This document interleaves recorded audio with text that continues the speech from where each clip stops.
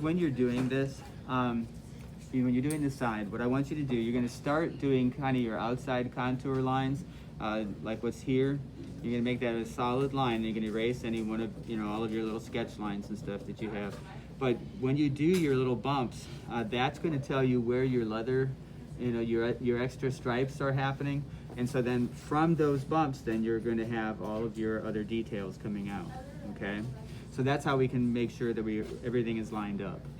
All right, as far as your details go. The main thing that I'm looking for though, besides main details, okay, that's always a thing, but the shoelaces are what I'm really, really worried about, that people understand the idea of overlapping, okay? So this is what I have a lot of students do.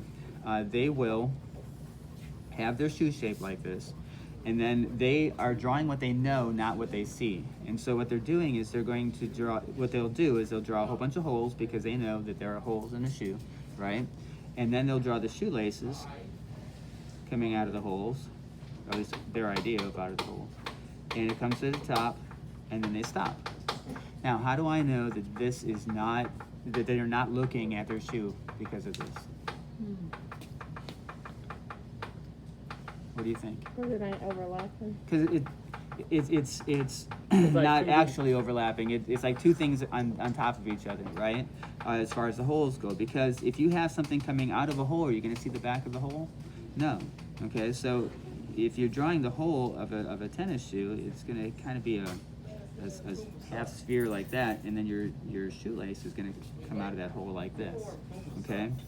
The other thing though that you're going to see, if you have the top of your shoe here, where your shoelace is coming out, is take a look at, can you see the side of the shoe? Mm-hmm. Okay, so when you look at the shoe, you should see that there's a bump, and then a flat, and then a bump, and then a flat, and then a bump, and then a flat.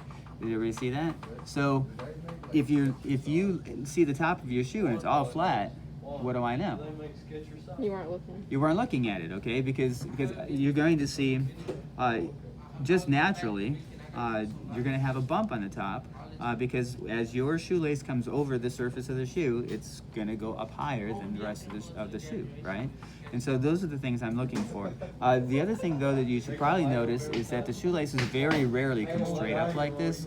They'll almost always go at an angle, okay, from the hole, because when they're being laced like this, they're getting pulled up in different directions, okay?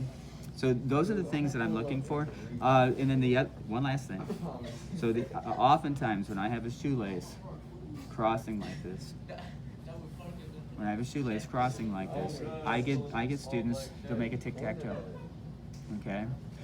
Why? Well, you never see that in real life. They don't make eggs like that. Because when you have an object going over another object,